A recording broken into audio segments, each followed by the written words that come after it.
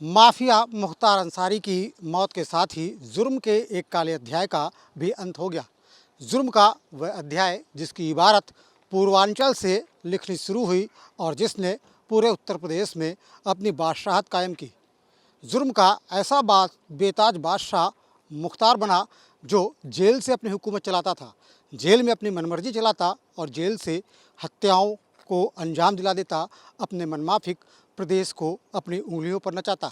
यहाँ तक कि उसने तत्कालीन विधायक को अपने गुर्गों से मौत के घाट उतरवा दिया। ऐसी वारदात जिसे लोगों ने फिल्मों में भी नहीं देखा होगा।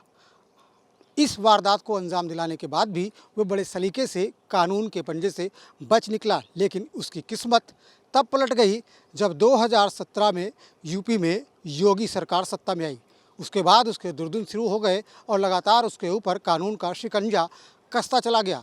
उसे पहली बार अपनी मौत का डर तब लगा जब उसके शातिर शूटर को बागपत में मौत के घाट उतार दिया गया। उसके शूटर को बागपत में गोलियों से छलनी कर दिया गया। इसके बाद मुख्तार को अपनी मौत का डर सताने लगा और उसने सेटिंग करके अपनी जेल पंजाब ट्रांसफ़र करा ली, लेकिन योगी सरकार ने उसका पीछा नहीं छोड़ा और उसे बांदा जेल वापस लेकर के आई।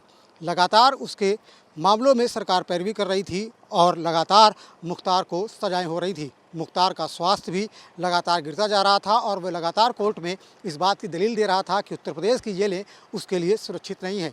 उसे जेल में मारने का प्रयास किया जा रहा है, लेकिन ये बहाना बनाते बनाते जेल में ही उसकी हार्ट अटैक से मौत हो गई और जुर्म का एक काला अध्याय बंद हो गया। माफिया मुख्तार अंसारी की मौत के साथ ही जुर्म के एक काले अध्याय का भी अंत हो गया।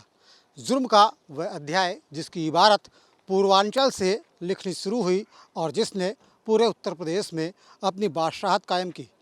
जुर्म का ऐसा बेताज बादशाह मुख्तार बना जो जेल से अपनी हुकूमत चलाता था, जेल में अपनी मनमर्जी चलाता और जेल से हत्याओं को अंजाम दिला देता, अपने मनमाफिक प्रदेश को अपनी उंगलियों पर नचाता।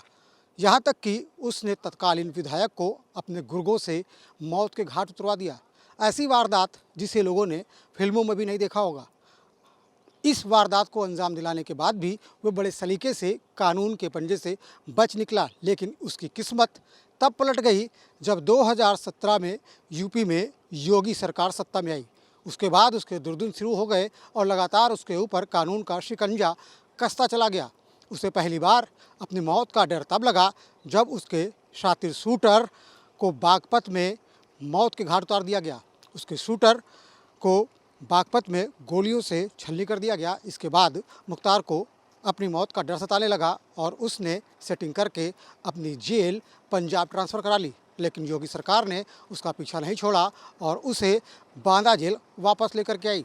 लगातार उसके मामलों में सरकार पैरवी कर रही थी और लगातार मुख्तार को सजाएं हो रही थी। मुख्तार का स्वास्थ्य भी लगातार गिरता जा रहा था और वह लगातार कोर्ट में इस बात की दलील दे रहा था कि उत्तर प्रदेश की जेलें उसके लिए सुरक्षित नहीं है। उसे जेल में मारने का प्रयास किया जा रहा है, लेकिन ये बहाना बनाते बनाते जेल में ही उसकी हार्ट अटैक से मौत हो गई और जुर्म का एक काला अध्याय बंद हो गया। वीडियो जर्नलिस्ट अमित सिंह के साथ श्याम तिवारी, न्यूज़ नेशन कानपुर।